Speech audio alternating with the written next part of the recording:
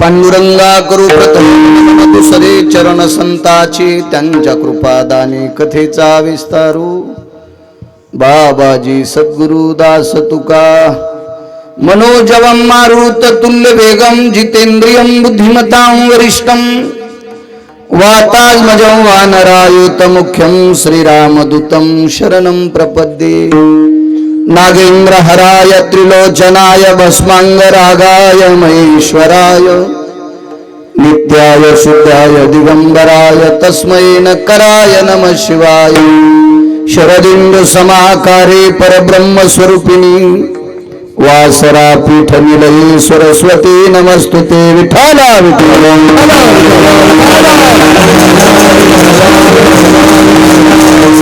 वैवासित पावनाती भासती पंचानन समाना तया श्रोत्याची आचरणी जाना साष्टांग नमन करीतसु वाद्यभूषित पावनती प्रत्यक्षामरेंद्रा समान तयाची आचरणी जान साष्टांग नमन करीतसु आता गान गंधर्व देवता कोकिळ कंठस्वर आराका जी कीर्तनी बहिवासीत लोका तयाची आचरणी नमनगा मज दिसतसु परम विख्यात जोजान ब्रह्मयाचा सुतू नारद जान नाम तितिक्षु तयाची आचरणी नमनगा जेने धर्म जितविलाची बळी तो संभाजी जान नवाळी कावतरला जयाची आकुळे तया छत्रपतीची आचरण कमळी साष्टांग नमन करीतसो विठ्ठला विठ्ठला विठ्ठला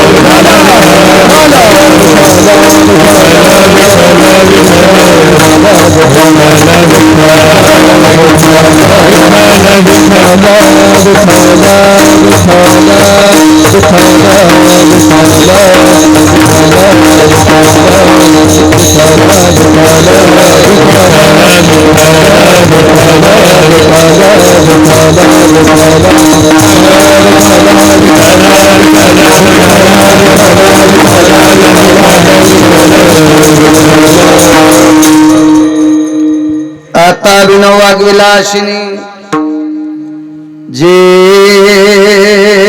चातुर्यार्थ कला कामिनी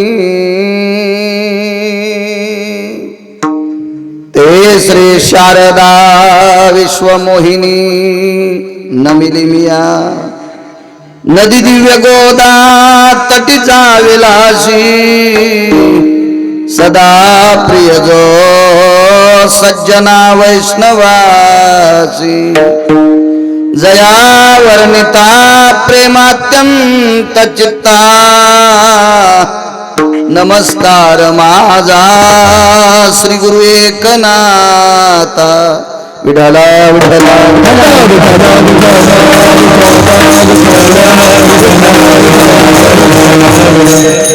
थोडा सही को कमी करा, फार गोंधळ व्हायला बरी. खूप साऊंड सिस्टीम छान आहे.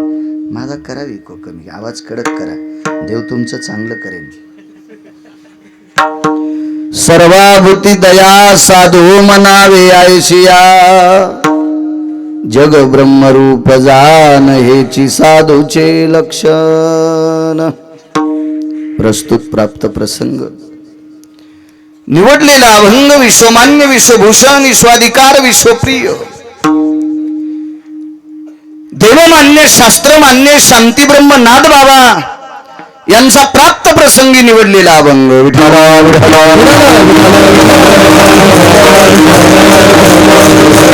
प्राप्त प्रसंगी निवडलेला अभंग माझ्या पैठणच्या मालकांचा आहे.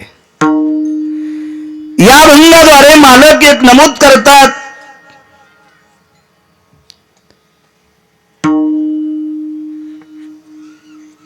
दया नेमकं कशाला म्हणायचं,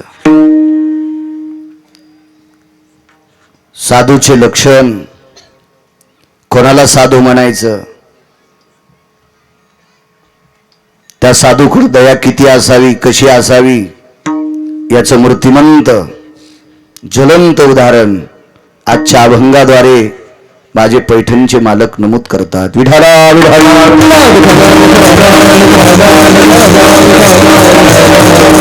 नेमका साधू कोण, कोणाला म्हणायचं साधू? ठोकर माळ घातली म्हणून? किती दाखवायची माळी घालून बांध कोरणारे, आणि पुन्हा चार माणसं जमा झाली की बाय माळ हातात आहे, अशी किती दाखवायची तुम्हाला, किती दाखवायचे? गंध लावणं म्हणजे साधूचं लक्षण आहे? नाही. साधूकडे दया किती भरलेली आहे याच्यावर साधू ओळखला जातो. साधू जातीहून ओळखायचा? सांगा भारतात अशी कोणती जात नाही त्या जातीत हरामखोर माणसं नाहीत? प्रत्येक जातीत भडवेत, प्रत्येक जातीत हरामखोर आहेत आणि प्रत्येक जातीत सात्विक आहेत. म्हणून कोणी म्हणायचंच नाही मी अमक्या जातीत जन्माला आलो म्हणून लय अधिकारी आहे. सोबळा आहेस तू. विडाला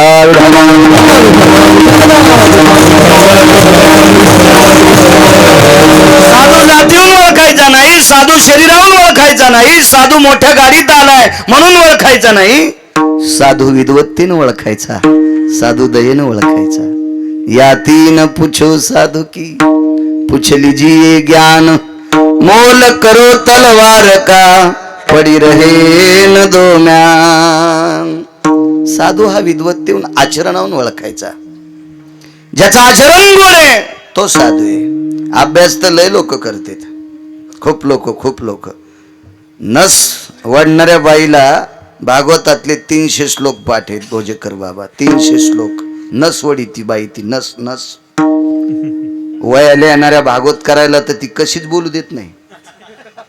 जे मांडीवर वया घेऊन बसतेत ना चालू भागवतात, हे ती म्हणती मी असलेच नाही ऐकत. 300 श्लोक पाठ, कथा प्रसंगाचा श्लोक पाठ, न सोडणाऱ्या बाईला. पण इतकी दाढ शेजाऱ्यानं शेण काढायच्या आधीच भरून आणती. अभ्यासानं साधू नाही, आचरणाहून वागण्याहून. सर्वाभूती दया साधू मनावे ऐशिया. सर्व हा शब्द संख्यावाचक नाही. कोटी खर्व निखर्व अब्ज शंखू दिसेल त्या जीव सृष्टीवर दया करणं साधू म्हणावे ऐशिया. जग ब्रह्मरूप जाण, त्याला विश्व ब्रह्मरूप वाटलं पाहिजे, हेची साधूचे लक्षण. साधूची दृष्टी सर्वाभूती समदृष्टी, तोची साधू ये सृष्टी. त्याची दृष्टी सारखी असली पाहिजे. पाया पडून 500 रुपये देतो, त्याच्या पाठीवर थाप टाकून आशीर्वाद देतो, आणि नुसता पाया पडतो त्याच्याकडे बघतच नाही. हे भडवा साधू आहे. विठाला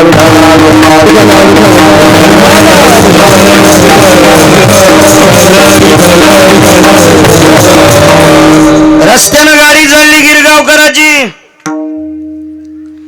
ड्रायव्हरनं सांगितलं अमक्या सप्त्यात ते इना घेणार म्हातारे, गरीब म्हातारे. इना घेत बिचार ते. त्यानं हात केला व आपल्याला. गिरगावचा बाळू म्हणला चल कुठे घेतो त्या इने करायला. आणि पुढच्या पाठीवर एक माणूस होता, बराबुरा असेल अर्जुन भाऊ तो. त्यानं हात पण नव्हता केला, ते तिथंच तंबाखू चोळू लागलं नदीच्या याच्या लिंबाच्या कडीला. पण ड्रायव्हरनं पाहिलं ते आपल्याला जेवायला बोललेले होते हो तिथं. हो ते नाही का तुम्हाला 1100 रुपये दिले ते पाया पडून. गाडी 140च्या स्पीडनं होती. बाळ्या म्हणला थांबेव गाडी. असा जर बाळ्या वागत असेल तर समजायचं नंबर 1चा हरामखोर आहे. विडाला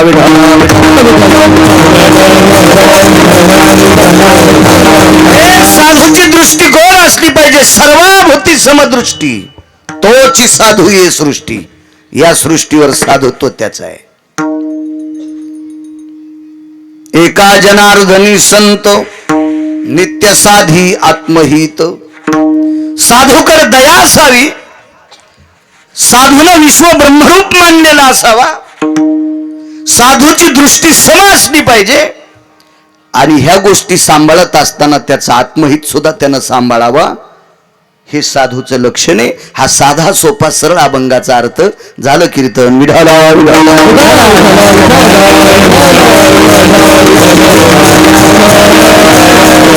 मोठ्या श्रद्धेने, मोठ्या अट्टहासाने, मोठ्या असीम प्रयत्नाने चालत असलेला हा नामयज्ञ,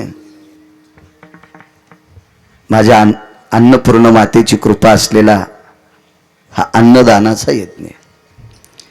आपल्या महाराष्ट्राच्या संस्कृतीमध्ये महाराज किती मोठा आणलाय त्याच्यापेक्षा माणसं किती जेवले हे सांगायचं. एक गाव म्हणलं महाराज आमच्या इथं पंक्ती नसतात पण महाराज लय खपके असतात. गुंड आणतोस तू बडव्या. विडाला विडाला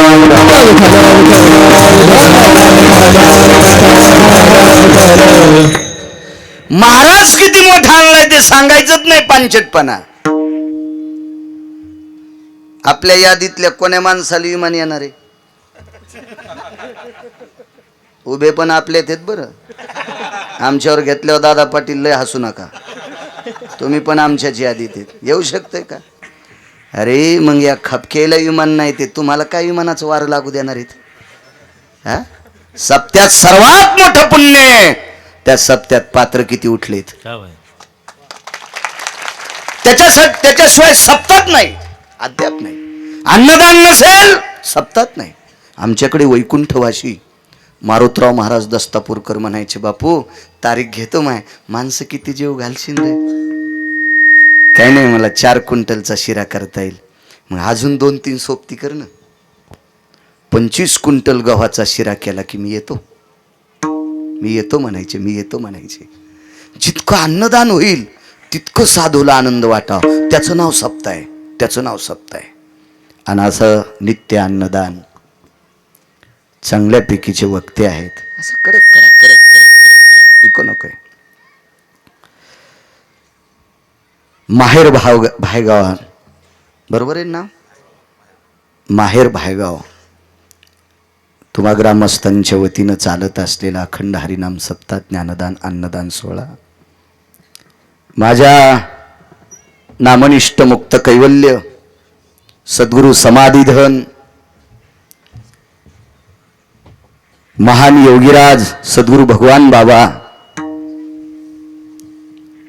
यांचा पुण्यतिथी उत्सव तथा नामनिष्ठ मुक्त कैवल्य सद्गुरु वामन भाऊ इथे पुढच्या काळात तोही पुण्यतिथी उत्सव येतो. अशा सत्पुरुषांच्या पुण्यतिथी उत्सवानिमित्त माझ्या सद्गुरु भगवान बाबांच्या उत्सवानिमित्त, वामन भाऊंच्या उत्सवानिमित्त चालत असलेला अखंड हरिनाम सप्ताह, म्हणून तुम्हाला धन्यवाद देतोय. कार्यक्रम लय मोठे करते. टँकरनं दारू पेली त्याच्या वाढदिवसाला मग कीर्तन, टँकरनं त्यानं दारू पेली, टँकरनं, आणि त्याच्या वाढदिवसाला मग कीर्तन. पुण्य नाही. तू चोंभाळलंस पाकिटासाठी त्याला. इतराची स्तुती आम्हा ब्रह्महत्या. आयुष्यभर टँकरनं दारू पेली, त्याच्या तेरवीला गिरगावकराचं कीर्तन. पाकिटातून पण देशीचा वास येत होता. वर्णन करावंच लागलं त्याच्या पोट्याचं, कारण ते बुका लावणार आहेत ना. काही नाही पुण्य, कवडीचं पुण्य नाही. मला वाटतं याच्यामुळंच वक्त्याला पाप लागत असावा. अशा संतांच्या उत्सवात जे कीर्तन आहे, या संतांच्या जयंतीमध्ये, पुण्यतिथीमध्ये ज्या सोहळ्यात कीर्तन असतं, तिथं भोजेकर बाबा वक्त्याला सुद्धा आशीर्वाद भेटत असतो. वक्त्याला पण आशीर्वाद. आदरणीय पूजनीय महाराष्ट्राच्या मातीमध्ये ज्यांचं आध्यात्मिक क्षेत्रात फार मोठं नाव आहे, असे आमचे समाधानजी महाराज भोजेकर मनाचा मोठेपणा करून आज ते माझ्यासारख्या सामान्य पामराच्या समोर बसलेले आहेत. महाराज तुम्हाला सुद्धा प्रणाम. मृदंगाचार्य हरिभक्तीपरायण राज महाराज तुम्हाला सुद्धा प्रणाम. आदरणीय अर्जुन महाराज तुम्हाला सुद्धा प्रणाम. गायनाचार्य दादा पाटील असतील त्यांना प्रणाम. ज्यांनी चाल म्हणली, आदरणीय गायनाचार्य शेळके महाराज, बरोबर आहे, शेळके महाराज, त्यांनाही प्रणाम. पुनश्च सोबत त्यांच्या सदानंद महाराज, त्यांनाही प्रणाम. पुन्हा रामेश्वर महाराज. चला आधी करून इनेकरी बाबापासून इकडच्या चोपदारापर्यंत माझ्या ज्ञानोबाराय तुकोबारायच्या गोड अशा अभंगाच्या काव्यांना, त्या अभंगाला अशी सुरेल स्वराने स्थित गुंजार करणारी ही माझ्या ज्ञानोबाराय तुकोबारायची पताका घेऊन फिरणारी वारकरी मंडळी, गिरगावकराचा नाक घासून त्यांना प्रणाम. आपला स्वतःचा अमूल्य वेळ खर्च करून आलेली तुम्ही, आध्यात्मिक क्षेत्रात तुम्ही वर्णी लावली, याच्याकरता तुमच्या पाया पडतोय. एरी वट्या कट्यावर लय दुसऱ्याचे धुणे धुणारे लय मोठे बसते, ते हराम खोरायच्या मी तरी कशाला पाया पडू. पण या 2 तासाकरता तुम्ही माझ्या ज्ञानोबाराय तुकोबारायच्या नामाचा जयघोष ऐकण्यासाठी आलात. आपल्या या धकाधकीच्या जीवनात, इंटरनेट जगामध्ये, धावत्या युगामध्ये आपला अमूल्य वेळ 2 तासाकरता तुम्ही पारमार्थिक क्षेत्रात खर्च केला. म्हणून माझ्या आळंदीतल्या मालकांच्या उकोक्तीनुसार तुमच्या चरणी साष्टांग प्रणिपात करतो. कथा कीर्तनातला श्रोता हा प्रत्यक्ष शिवशंकर असतो, प्रत्यक्ष शिवशंकर असतो, प्रत्यक्ष प्रभू तुम्ही महेशाची मूर्ती. या अनुषंगानं तुमच्या चरणी माझ्या आळंदीतल्या मालकांच्या शब्दाला प्रमाण मानून मी तुमच्या चरणी साष्टांग प्रणिपात करतो. साऊंड सिस्टीमवाल्यांचा गोड अशा प्रकारचा तुम्ही आवाज देता, तुम्हाला सुद्धा प्रणाम. कॅमेऱ्यावाल्यांना एकच विनंती, 200, 500, 300 लावा, पण अभंगाचं कडवं टाका. तुम्हाला तुमच्या आईवडिलांची शपथ आहे. मी आजूला सांगितलं, बरीच महाराज लोक कॅमेरे लावू देत नाहीत. मला काय वाटत नाही, फक्त काही दुसरं टाकू नका. कष्ट्यात इंजेक्शन हाणलं, इकून उलथाला, तिकून काय न झालं, संप्रदायाचा अपमान करू नका. अद्याप नाही, देव तुमचं चांगलं करेल.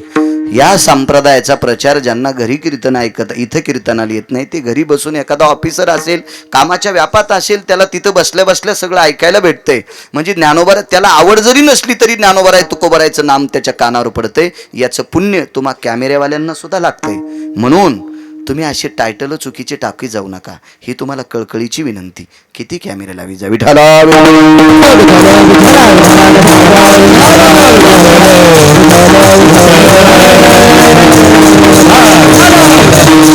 तारखेच्या संदर्भात आजू बोलत होता मला मागे, मला घ्यायला सुद्धा तिथपर्यंत आला, त्यालाही धन्यवाद. पुनश्च आमचे बळीराम महाराज सारखे संपर्क करत होते. महाराज तुम्हाला सुद्धा प्रणाम. माझ्या ज्ञानोबाराय तुकोबारायच्या नामाचा जयघोष करणारी या परिसरातली वारकरी असतील, नामधारक असतील, यती असतील, योगी असतील, तपी असतील, जपी असतील, अनुरागी असतील, या परिसरातल्या पंचक्रोशीतल्या सर्व सज्जनांच्या चरणी गिरगावकरांचं कपाळ त्यांच्या पायावर. विठाला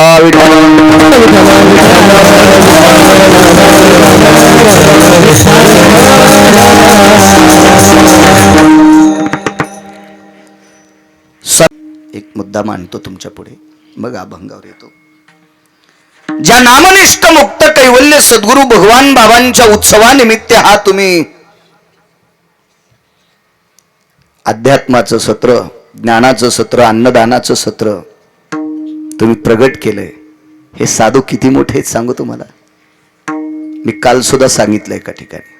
एक थोडासा मुद्दा मांडतो, एक बारीकसा, मग माझ्या अभंगावर येतोय. आमच्या मोरेगावला एक सप्ताह झाला. मला असं वाटतंय त्यावेळेला माझा जन्म नसेल, पण ती सप्ताह सांगणारी माणसं अजूनही 4-2 आहेत. माझ्या गाडीचा चालक आहे, त्याच्या गावी वामन महाराज म्हणून एक प्रसिद्ध व्यक्ती होऊन गेले. ते सद्गुरू भगवान बाबांचे शिष्य होते. भगवान बाबांच्या सानिध्यातून त्यांच्या हाताचा नारळ सप्ताहासाठी त्यांनी आणला. मोरेगावच्या वाळवंटात तो सप्ताह झाला. फार दिवस मारुतीरायाच्या मंदिरात नारळ बांधलेलं होतं, पण योग लागणं कसं करावा. सामान्य वारकरी, निष्ठावंत वारकरी, निष्ठानिष्ठी नाही, अत्यंत निष्ठावंत असे वामन महाराज ब्राह्मण गावचे, मोरेगावच्या बाजूला छोटस गाव आहे, तिथले होते ते. शेवटी पंचक्रोशीतली काही ठराविक माणसं एकत्रित केली आणि सांगितलं, अरे नारळ आणला एका सत्पुरुषाच्या हाताने. वैकुंठवासी नामनिष्ठ भगवान बाबाच्या हातानं स्पर्श झालेला तो नारळ आहे, ते श्रीफळ आहे, सप्ताह करायचा आहे. कालांतराने नामनिष्ठ वैकुंठवासी सद्गुरू भगवान बाबा ब्रह्मांडाच्या मालकाच्या सानिध्यात विलीन झाले. शेवटी योग आला महंत भीमसिंग बाबांचा आणि पाय धरले, बाबा सप्ताह करावा लागतोय. ठीक आहे, करा सुरू. मोरेगावच्या वाळवंटात जागा निवडली. दुधनेचं पात्र आहे, फार मोठी दुधना नावाची नदी पात्र आहे, आणि त्या पात्रात उन्हाळ्याचे दिवस भोजे कर बाबा सप्त्याचं आयोजन केलं. 400 काठोटी होत्या. भाकरी करण्यासाठी 400 काठोट होती. 400.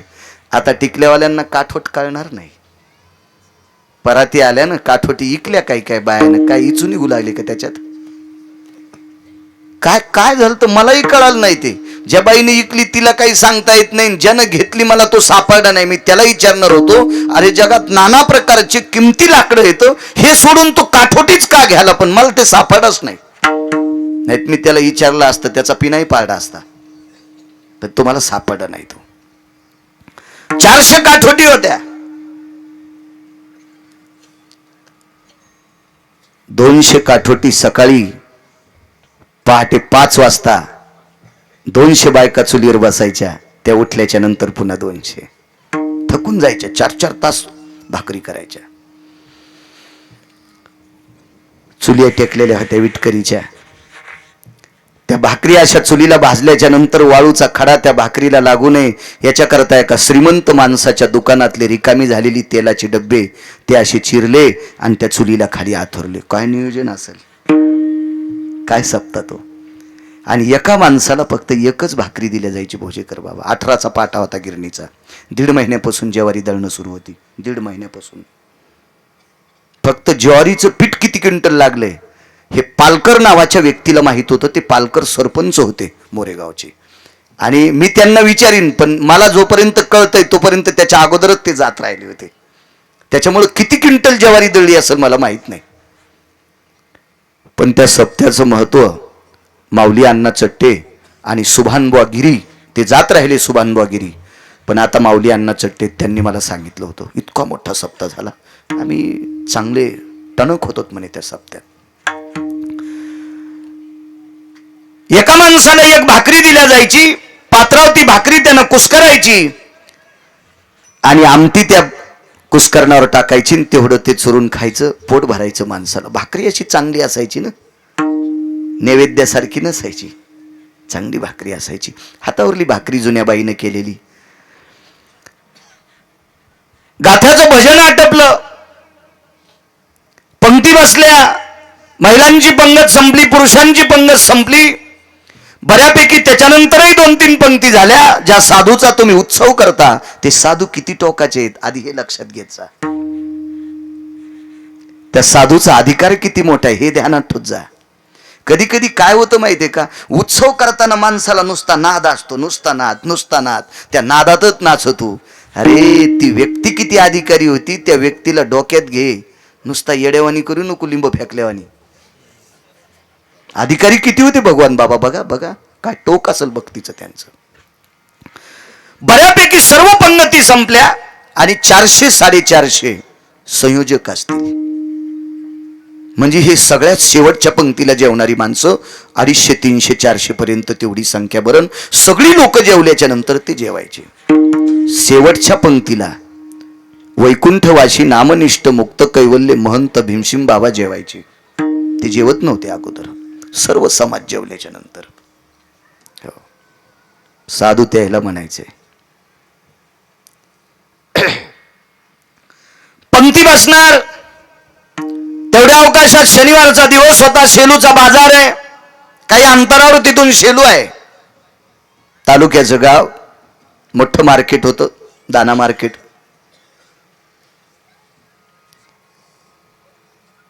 लवकर पीठ आटपलं आणि जेवढा काम करणारा हमाल तोलाई ही सगळी जी लोक होती, याच्यातली काही लोक, काही दुसरी, अजून काही, त्यांनी विचार केला, चला मोठा सप्ताह चालू आहे, आपण प्रसाद घ्यायला त्या सप्त्यात जाऊ. बोजेकर बाबा, अन्नाचा दुष्काळ होता, फार परिस्थिती नाजूक होती, फार परिस्थिती नाजूक. मला काही जास्त वय झालं नाही, पण मी एक परिस्थिती पाहिलेली आहे. आमच्या गावात गुळाचा शिरा करायचे सप्त्याला. त्या शिऱ्याला 1.5 किलोला पावशेर तूप टाकायचे, 5 छटाक. 1.5 किलो पिठाला 5 छटाक तूप टाकायचे. मिळतच नव्हतं, परिस्थितीत नाजूक होती. पण एखाद्या माणसाला आग्रह केला आणि शिऱ्याची वडी पात्रावर उरली, त्याला जर नाही खाल्ली तर ती शिऱ्याची वडी आणि पात्र फेकून द्यायचे. माझ्या डोळ्यानं पाहिली परिस्थिती. त्या पात्रावर उरलेल्या वड्या एकीकडनं कुत्रे वडीत होते आणि एकीकडनं विशिष्ट प्रकारचे माणसं त्या वड्या जमा करीत होते.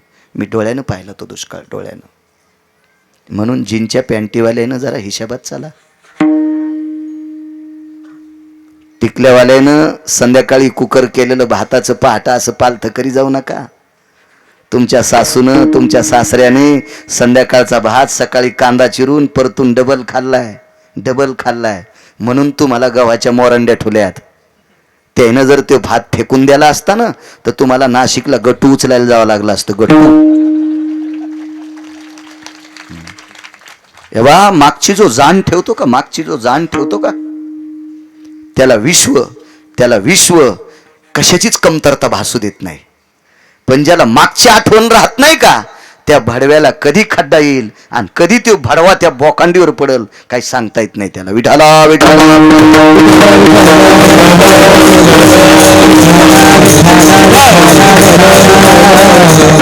पात्र पुसून खात होती माणसं, पुसून. काय मोठ्याला याच्या लग्नात बेचव आहे आता. अहो मोत्यासारखा चमकणारा मोतीचूरचा लाडू 2-2, 3-3 जशाला तसे डस्टबिन मध्ये जातात. येऊ नये तो दुष्काळ. माझ्या वाणीत ताकद नाही, माझी वाणी अपवित्र बी नाही, पण मागच्यासारखा दुष्काळ येऊ नये लक्षात घ्यायच्या करता अन्नावर प्रेम करा. जगातलं सर्वात मोठं टोक काय असेल तर अन्न आहे. 5 क्विंटल सोनं 10 क्विंटल चांदी असेल तर चांदीच्या भाकरीन सोन्याचं पिठलं खाता येत नसते. या गव्हा ज्वारीच्याच भाकरी खावा लागणार आहेत म्हणून त्याच्यावर इतकं बस्ताड्यासारखं करू नये माणसानं. असो, ही 700-800 लोक उतरलेली पाहिल्याच्या नंतर एका स्वयंसेवकाने नामनिष्ठ सद्गुरू भीमसिंग बाबांना सांगितलं, बाबा 700-800 लोक खाली उतरायले दुधनेच्या कडेहून. अरे पाहिलं, असं उन्हाळ्याचे दिवस होते, बरीच लोक येतात रे. वा वा वा. हे स्वयंपाक घरापाशी किती भाकरी येत रे. या सगळ्या केलेल्या भाकरी पत्राचा मंडप केलेला होता, खालीचे केळीचे पानं थरलेले होते आणि त्याच्यावर सगळ्या भाकरी टाकायच्या आणि त्या ढिगल्यावरल्या उचलून एक एक एक एक वाढायची. पण पाहायला गेल्याच्या नंतर शाबीत भाकर भोजेकर बाबा एकही नव्हती, बंदी भाकरी एकही नव्हती. ज्या साधूचा उत्सव करता ते माझे सद्गुरू भगवान बाबा किती मोठे आहेत, नुसतं ऐका, कळल तुम्हाला, कळल किती मोठे आहेत, किती अधिकारी आहेत. एकही भाकरी शाबूत नाही. सगळ्या बायका स्वयंपाक करून आपापल्या ठिकाणी, कारण तिथं काही एवढी सुविधा नव्हती राहण्याची, गावात गेल्या असतील. मंडप जांभळीच्या याच्या पानाचा दिलेला होता, आंब्याच्या याचा दिलेला होता, तापलेली वाळू होती, भयानक उन्हाळा होता. आता पुन्हा एवढ्या दुपारी चुली पेटवायच्या, पुन्हा गावातून गिरणीतून पीठ आणायचं, कसं शक्य आहे ते. बाबांनी सांगितलं, भीमसिंग बाबांनी, अरे शाबूत भाकरी एक सुद्धा नाही. काही नाही म्हणले, सगळ्या भाकरीचा चुरा जर जमा केला तर आपण एवढे जण जेवतो, इतक्या भाकरीचा चुरा आहे. पण हे नवीन आलेली 700-800 माणसं जेवणं मात्र तेवढा आपल्याकडे स्वयंपाक नाही. 2 पातेले आमटीचे भरलेले आहेत, वरण सुद्धा नव्हतं. कोणी एखाद्यानं वांगे आणले त्या वरणात टाकायची, गोबी आणली त्या वरणात टाकायची, काय आणलं असेल, मेथी आणली असेल त्या वरणात टाकायची, कांदे चिरून त्या वरणात टाकायचे, गाजर आणले असतील त्याच्यात टाकायचे. हे सगळं मिळून त्याचं कालवण केलं जायचं. पुरलं पाहिजे ना. आताच्या सारखा पैशाचा सुकाळ थोडा होता त्या काळात. माणसं उदार नव्हते असा विषय नाही, उदार अंतकरणाची माणसं होते, पण परिस्थिती नाजूक होत्या. 1-2 पातेले आमटीचे भरलेले ती आपल्या लोकांना सगळ्यांना पुरण, पण या लोकांनाही ती आमटी पुरण, पण भाकरीची पंचायत आहे. बाबांनी पुन्हा सांगितलं, बघा रे एखादी शाबूत भाकरी आहे का. एक विवेक संपन्न विनेकरी होता, त्या वारकऱ्यानं सांगितलं, बाबा शाबूत भाकरी एकाच जागेवर टेकलेली आहे, तिथं ज्ञानोबा राहायचा, तुकोबा राहायचा आणि वैकुंठवासी भगवान बाबाचा फोटो मांडलेला होता. या प्रतिमेच्या पुढे नैवेद्य म्हणून बंदी भाकरी टेकलेली आहे. जमलं म्हणले काम, तुम्ही काय काळजी करू नका, त्या माणसाला बसवा पंक्तीला. कार्यकर्ते लोक म्हणले, कस काय भीमसिंग बाबा बसवा म्हणते. 7-8 टोपली भरतील अशी मोठाली, 4-4 पायल्याची टोपली भरतील असा भाकरीचा चोर आहे. हे 700-800 माणसं आहेत, आपण 200-400 आहेत.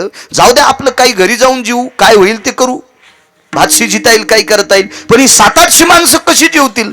पण आता तेवढ्या मोठ्या माणसाला विरोध करणं इतकं सोपं नव्हतं.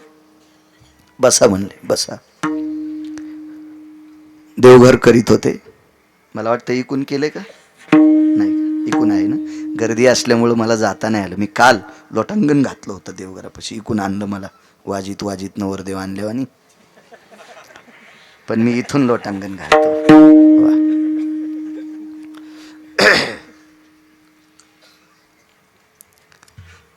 त्या देवघरापाशी गेले आणि गुडघे टेकले आणि त्या फोटोला हात जोडले, बाबा तुमचा प्रसाद ग्रहण करण्यासाठी गरीब माणसं आलीत. मोठी मोठी श्रीमंत जेवून गेली, बलाढ्यशाली आलेली माणसं पहिल्या दुसऱ्या पंक्तीला मोठी मोठी माणसं जेवली. पण ही काम करणारी येतो, लोकांच्या घरी काम केल्याशिवाय यांची संध्याकाळची चूल पेटत नाही. अशी भक्त निष्ठावंत श्रद्धेनं चालत 8 किलोमीटर पासून इथपर्यंत आलेली भक्त आपल्या कार्यक्रमातून, या मंगल कार्यक्रमातून, या यज्ञातून ते विनमुख कसे जावे, उपाशी कसे जावे. गुडघे खाली टेकले, मान वाकवली, हात छातीवर नेले आणि डोळे झाकले. काय अनुभूती आली असेल भोजेकर बाबा, देव जाणे. डोळ्यातून टप टप टप टप पाणी त्या वाळवंटात पडत होतं. वैकुंठवासी निष्ठावंत सद्गुरू भीमसिंग बाबा रडत असताना त्या दुधेच्या पात्रातली वाळू बनत असेल, मी नशिबवाने एका महात्म्याच्या डोळ्यातल्या पाण्याचे थेंब पडते, म्हणजे मोती पडतेत, मोती पडतेत. तुम्हाला सांगू, त्या महात्म्याच्या डोळ्यातलं पाणी त्या ठिकाणी पडलं म्हणून आज हजारो गावाला पाणी झालंय. तिथं लोर दुधना प्रकल्प झाला.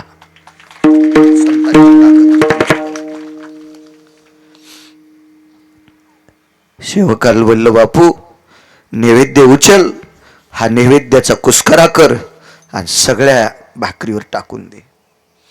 बसिले जेवायला माणसं.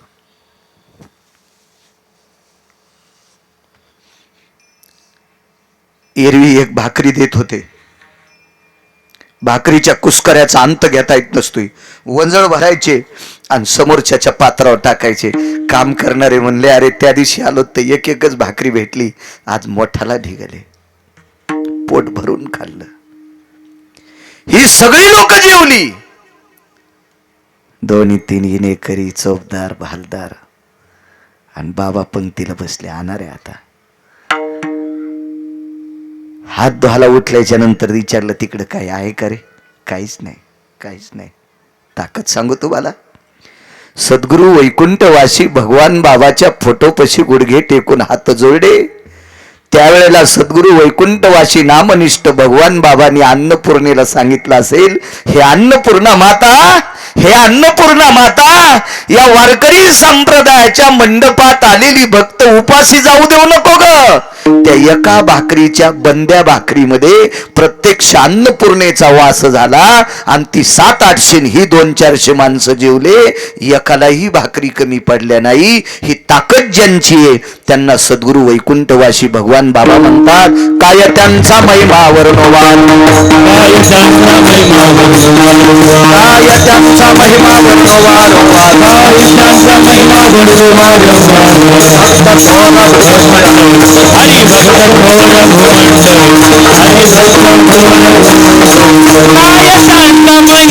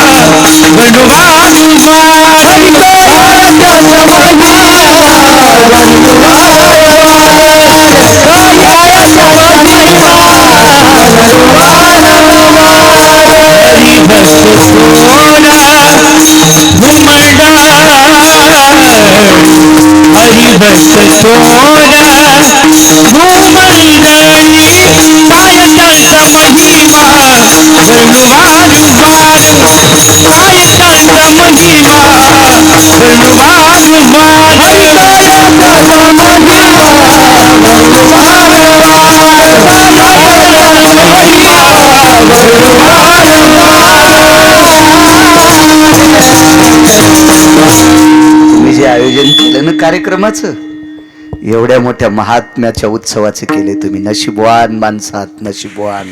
कशा करता सांगू, अशा संतांचा उत्सव करण्यासाठीच मागच्या 2.5 वर्षाच्या काळात तुम्हाला वाचिले, मला सुद्धा वाचिले या महामारीत, अशा संतांचे उत्सव करण्यासाठी. म्हणून तुम्हाला प्रणाम करतोय. आता माझ्या अभंगावर येतोय. सर्वाभूती दया साधू मनावे ऐशिया, ज्याच्या अंतःकरणात दया आहे त्याला साधू म्हणतात. अभ्यास खूप आहे, एखाद्या वेळेस गाथा पाठ असेल, पण वरून कावळा जाऊ देत नाही, काय किंमत नाही. दया असली पाहिजे. दया कशाला म्हणायचं? दया तुकोबारायची ख्याती पंढरपुरातल्या मालकाला काही वारकऱ्यांनी सांगितली. महाराज, काय तुकोबरायचं काम आहे, काय तुकोबरायांचं काम आहे, काय त्यांचा स्वभाव आहे, काय तुकोबरायांचं वागणं आहे, काय तुकोबरायची भक्ती आहे. असे नाना प्रकारचे दिलासे निष्ठावंत वारकऱ्यांनी विटेवरच्या मालकापर्यंत पोचवली. मालकीन ऐकत होत्या, आईसाहेब विटेवरच्या मालकीन ऐकायच्या. पण एके दिवशी आईसाहेबाच्या अंतकरणात शंका आली. आईसाहेब म्हणले, मालक काय हो, जो तो उठवतो तो कोवर आहे, जो तो उठवतो तो कोवर आहे, जो तो उठवतो तो कोवर आहे, असं काय त्यांच्याकडे. विटेवरच्या मालकानं हात केला आणि म्हणले, तू शांत बस, तू शांत बस. याचं कारण सांगू का तुम्हाला.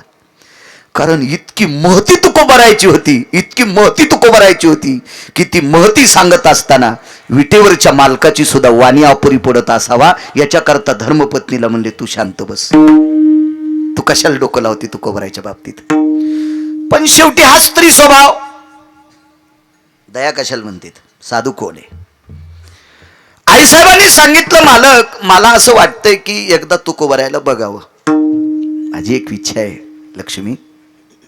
हे रुक्मिणी ऐक ना, तू ते दर्शन आल्यावरच बघत जाय. वारीला येतेत ना ते, प्रत्येक वारीला आल्यावर बघत जाय. ते म्हणले, इथं आल्याला तर कोणी तुमच्या माझ्या दर्शनाला येणारा सात्विकच असतो. मंदिरात घुसला की, मंदिरात घुसला की तो सात्विकच असतो. आणि इथून बाहेर गेल्यावर मग त्याचे ते घोडे नाची. तू मला एकदा तिथं जाऊन पाहू द्या. तर विटेवरच्या मालकांनी जगाच्या मालकिनीला सांगितलं, लक्ष्मी तुकोबरायला तू कोण्याही पारड्यात मोज, कोण्याही पारड्यात मोज. खरं तर तुकोबरायसारखी संत, ज्ञानोबरायसारखी संत, नामदेवरायसारखी संत, नाथबाबांसारखी संत, चोखोबरायांसारखी संत, या अष्टादश संतांसारखा यांचा अधिकार मोजण्यासाठी विधात्याकडे तराजूत नाही. ब्रह्मांड यतति जतो जायन्ते वसन्ति सत्यं लोकत्रयो यान्ति चितयति नैयां सकलति नैवति जायो तुल्यां सकलति नैवं जायो नैयां सकलति नैवं जायो तुल्यां सकलति नैवं जायो. मे म्हणजे घालून मोजणे. 21 प्रकार सांगितले मापाचे. मेयाम सांख्यम प्रणानुच्यते सकला. घालून मोजणे म्हणजे 8व्यात शेरात ज्वारी गहू घालून मोजतात. सांख्य आंबे एक एक मोजित होते, आता किलोवर मोजायले. सायखडीचं माप होतं. सांख्यम उच्यते सर्व तुल्यायाम. पारड्यात मोजणं 3, 21 पैकी 3 सांगितले. बाकीचे सगळे ऐकल्यावर घाम येत असतो. कारण गोळ्या एकखट्याने घेतल्या पाहिजे सगळ्या. विडाला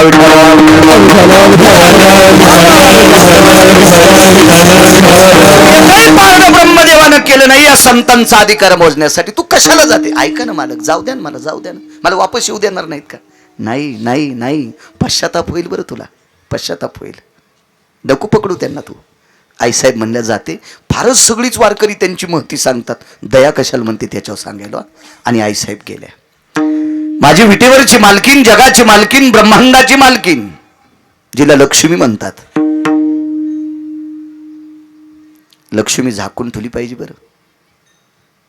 मी बऱ्याच कीर्तनात सांगितलं. बऱ्याच लोकायला डायरीच्या पुढून नोटा ठवाचा नाद आहे. येडगळेस का रे तू. आकलीचा कांदा नाही तुला. चपला डोक्यावर घेऊन फिरू तू का बोकांड्या. पैसे उघडीत होत असते.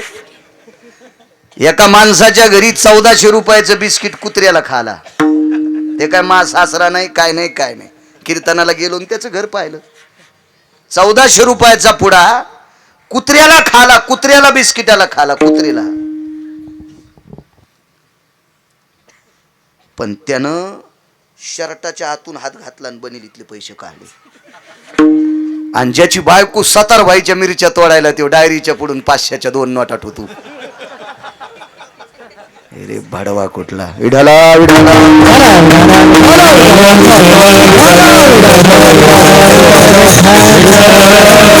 हे 2 गोष्टी झाकलेल्या असावा. देवानं वाणी दिली म्हणून बचर बचर नाही बोलणार. 2 गोष्टी झाकलेल्या असावा. एक लक्ष्मी झाकलेली असावी आणि माझ्या पवित्र भारत देशातली स्त्री सगळे कपडे घालून बसलेली असावी, सर्व अंग झाकून असलेली असावी. या पवित्र देशाची स्त्री सर्व अंग झाकलेली असावी. आणि या देशात जिचं वर्चस्व आहे तिला लक्ष्मी म्हणतात, ही मांडियाड झाकलेली असावी, झाकलेली असावी. याच्याकरता सांगतोय. मोठ्या लोकांचं वाक्य, माई काय टप्पर आहे तुम्हाला इतकं कडक बोलायची, लायकी तरी आहे का माझी एवढं कडक बोलायची, पण मागच्यांचा संदेश म्हणून तुमच्या पुढे मांडतोय, नाही तर माझी नाही पात्रता. आईसाहेब तुकोबरायची परीक्षा घेण्यासाठी गेल्या. कोणाला म्हणायचं दया, कोण संत आहेत? नुसतं पाठांतरे म्हणून संत नाही, दया असली पाहिजे, दया. आईसाहेब गेल्या. इतकं इतकं इतकं एका सामान्य स्त्रीचं रूप घेतलं. काय करता येत नसल हो मालकिनीला विटेवरच्या, काय करता येत नसल, काय करता येत नसल. एका सामान्य म्हातारीचं रूप घेतलं. अंगावर असं जुनाट लुगडं होतं, एकदम जुनाट. माझ्या लहानपणी कंट्रोलचे लुगडे भेटायचे, ढवळ्या नखीचे कोपनचे लुगडे होते. नेसल्या हो बायका, नेसल्या, नेसल्या बायका, नेसल्या. डोकं भरून पदर घेतले ते आहे ना त्या लुगड्यावर. पण नाही, तुम्ही आता राहू द्या, नका घेऊ. आणि तुम्ही काय करा माहितीये का, जिला पदर घ्या वाटत नाही का, तिनं पप्याच्या बापाला सांगायचं, पदराचे पैसे मातीत घालूत नको म्हण तू. हे आरोतुरच बोला त्याला, पप्याचा बाप तू पदराचे पैसे मातीत घालू नको, तिथंच पदर कापून आण. हो, मी हुंडी सोसायटीची अध्यक्ष.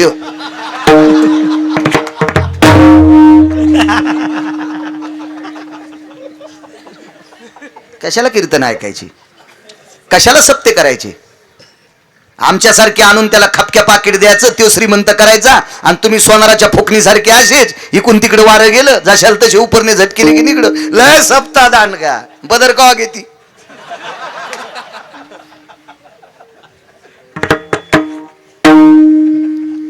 हे बा, धर्मावर बोलणं लय सोपं आहे, धर्माचं अनुकरण करणं लय मोठं आहे.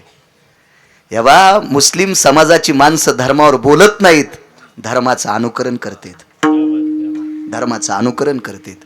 आणि आपले नुसते माईक हातात आल्या, बापा बापा, त्याला वाटतंय मी कोण्या कोण्या भोकाडान बोलू.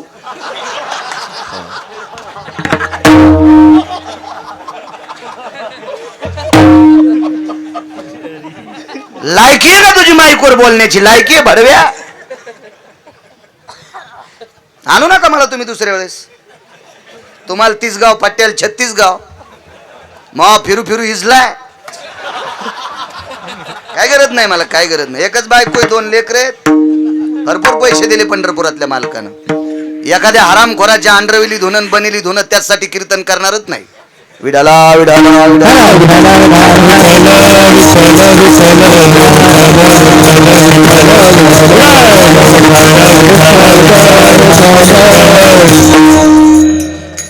ज्या संप्रदायाच्या नावानं भाकरी खातोय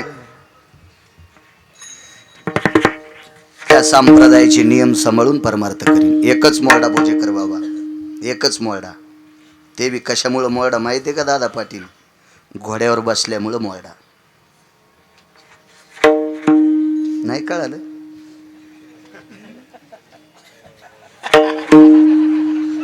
वायर ढिले ना, उशिरा लक्षात आलं तुमच्या. अण्णा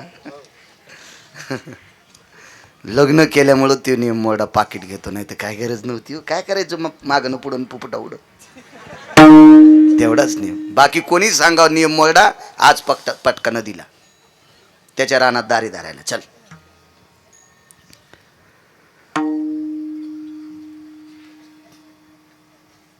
काय सांगू लागलो. मुस्लिम समाजाची बाई बाळंतीण झाली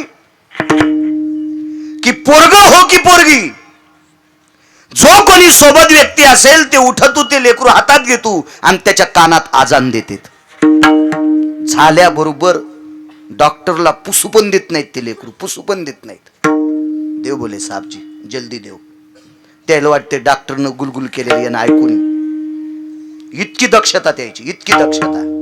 पटकन घ्यायचं आणि त्याच्या कानात आजान द्यायची. तू या धर्माच्या जन्माला आल्याबरोबर बाळकडू पाचते. धर्मावर प्रेम आहे त्यांचं. आपण 5वीच्या दिवशी लेकराला माळ घाली जा. कॅमेऱ्यावाल्याला कोणाकोणाला बाळ येत हातवरी करा. आजा तुला आहे का रे? तुला किती मोठा पुरस्कार भेटलाय रे? तमाशामुळे भेटला का कीर्तनामुळं? क्या बात आहे. नाही